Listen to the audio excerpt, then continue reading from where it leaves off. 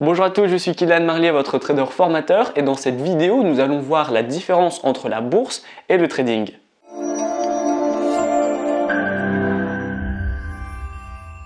Alors vous le savez peut-être, mais le monde des actions et le monde du trading, ce sont vraiment deux choses différentes. Dans cette vidéo, je vais vous expliquer correctement qu'est-ce que c'est que le trading, qu'est-ce que c'est également que le marché des actions, qu'est-ce que c'est que la bourse. Ainsi, une fois que vous aurez visionné la vidéo, en fonction de votre profil d'investisseur, vous allez pouvoir investir votre capital dans tel ou tel marché en pleine conscience.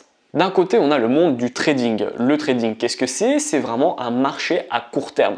Les investisseurs qui utilisent le trading vont placer des positions quelques secondes, quelques heures, voire quelques jours. Mais le trading, le gros objectif, c'est vraiment de faire de l'argent à court terme pour obtenir un complément de revenu ou un salaire en fonction de votre capital et de vos objectifs. C'est vraiment super important. Le trading, c'est vraiment rendu un peu populaire et c'est démocratisé aux investisseurs qui sont particuliers. Pourquoi? Bien parce que le graphique était de plus en plus simple à aborder, on a pu mettre des outils de plus en plus facilement, les indicateurs sont également de plus en plus faciles et à l'heure d'aujourd'hui, il est assez simple de trouver une plateforme de trading sur laquelle vous allez créer votre compte, investir votre argent et directement être relié au marché. C'était beaucoup moins facile à l'époque. Attention, ce n'est pas parce que je dis que le trading c'est quelque chose qui est des gains à court terme, un salaire à court terme également, que forcément c'est plus risqué que la bourse. Non, pas forcément. Si vous vous formez correctement, que vous avez appris les erreurs à ne pas commettre, eh bien,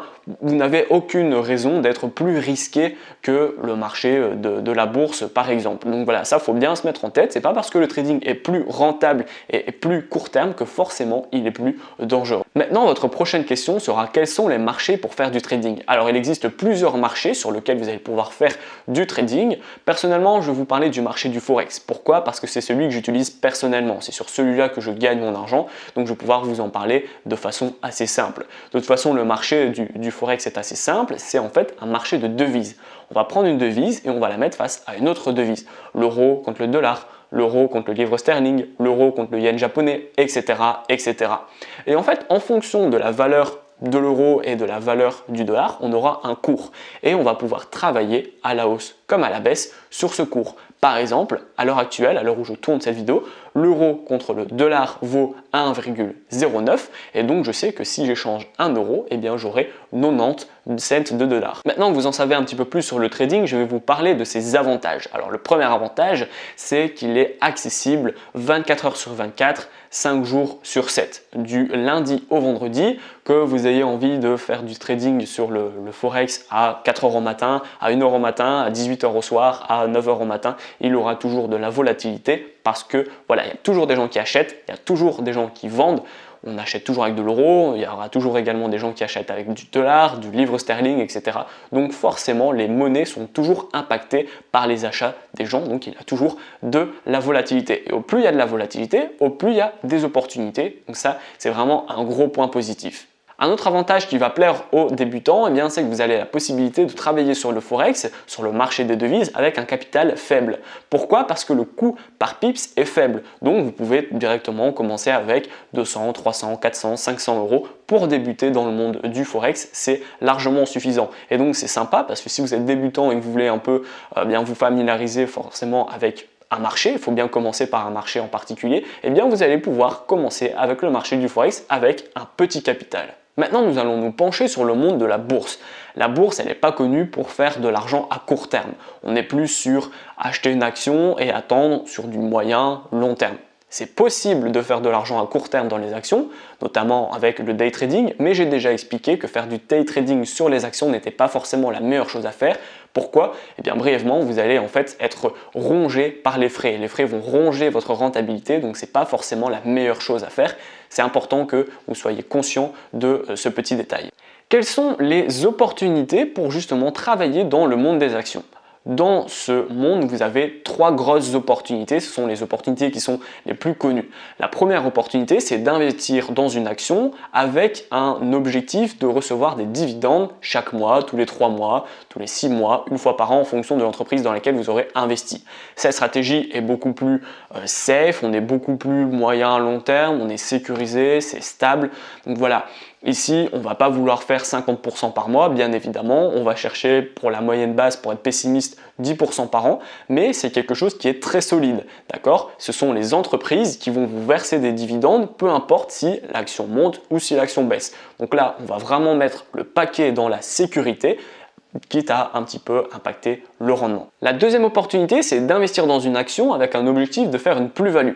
Alors là, forcément, ça va être beaucoup plus rentable. Vous allez investir dans une action à 20 $ par exemple et vous allez la revendre lorsqu'elle sera à 50 $ et vous allez gagner forcément 30 $ par action que vous aurez acheté. C'est une opportunité qui est plus rentable, mais elle est un peu plus forcément sécurisée parce que bien là, l'argent que vous allez gagner va dépendre de vous. Ce n'est pas de l'entreprise qui va vous le donner, peu importe si l'action monte ou si l'action baisse. Là, en l'occurrence, dans cette opportunité, si l'action baisse, eh bien, vous allez perdre de l'argent. Donc là, on va mettre le paquet dans la rentabilité, quitte à un petit peu sacrifier la sécurité.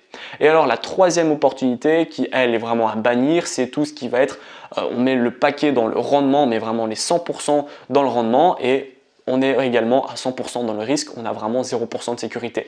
Un cas typique, les options binaires, les robots qui sont assez douteux, donc voilà, ça vous essayez de les éviter, faire 100% par jour dans les actions, etc. Donc vous connaissez les promesses des robots dans les actions, des options binaires, etc. Ne vous fiez pas à ça, évitez vraiment cette troisième opportunité, penchez-vous sur la première opportunité si vous voulez vraiment être sécure et un peu rentable, ou penchez-vous sur la deuxième opportunité si vous voulez vraiment être rentable et un petit peu sécure. Ici, le gros point positif de la bourse, c'est que une fois que vous allez investir dans l'action, forcément ça va demander de l'analyse, vous n'allez pas investir dans n'importe quoi, donc vous allez devoir être certain que l'action sur laquelle vous allez investir est solide et est croissante, mais j'ai envie de dire, une fois que vous avez acheté vos actions, vous ne devez plus retourner toutes les 2 minutes pour voir si votre action a monté ou baissé. On est beaucoup plus sécure, enfin on est beaucoup plus long terme, on est plus pépère, on ne va pas devoir se connecter tous les jours, faire des analyses tous les jours, non. Une fois que vos actions sont lancées, une fois que vous avez investi dans des actions, vous pouvez mettre de côté, vous checkez une fois par mois pour contrôler, voir si tout va bien, mais sans plus. Là, on est beaucoup plus tranquille, vous pouvez vraiment le combiner avec votre travail, votre boulot, beaucoup plus facilement parce que ça ne demande pas beaucoup de temps. À l'inverse, le trading, lui, eh bien, vous allez être forcément, il y a beaucoup de stratégies qui sont adaptées en fonction de vos disponibilités, mais en général, on est plus sur un objectif quotidien. Vous allez plus avoir tendance d'analyser les marchés à court terme, donc tous les jours regarder sur votre téléphone et faire des gains forcément beaucoup plus fréquents, soit tous les jours, soit toutes les semaines en fonction de votre stratégie. Donc là, le trading, c'est une stratégie qui est beaucoup plus rentable, mais qui prend du temps. Par contre, les actions, c'est une stratégie qui est un peu moins rentable, mais qui prend beaucoup moins de temps. J'aimerais clôturer cette vidéo pour vous donner un petit tips. Quoi qu'il en soit, que vous décidez d'investir dans les actions ou d'investir dans le trading, il faut que vous profitez des intérêts cumulés. Les intérêts cumulés, c'est quoi? C'est de réinvestir chaque fois ses bénéfices pour avoir un capital de plus en plus gros et donc des bénéfices de plus en plus gros. Un cas typique dans le monde du trading, si vous avez 2000 € de capital, vous faites 20% sur le mois, vous n'allez pas faire 20% de 2000 € le mois prochain, vous allez faire 20% de 2400 € et ainsi de suite. Et donc votre capital va très facilement et très rapidement monter et vos bénéfices vont également très rapidement augmenter.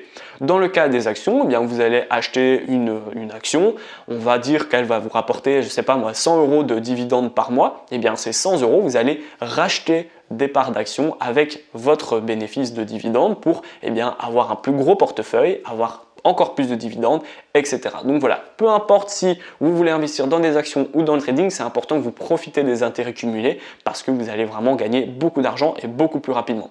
Si vous ne savez pas comment bénéficier des intérêts cumulés, je vais vous mettre ma formation juste en bas dans la description. C'est un pack de 4 vidéos qui va vous aider à faire vos premiers pas et également à travailler sur tout ce qui est intérêt cumulé, l'effet boule de neige. Donc voilà, si ça vous intéresse, vous n'avez qu'à télécharger la formation, elle est totalement offerte, vous allez recevoir vos accès par mail.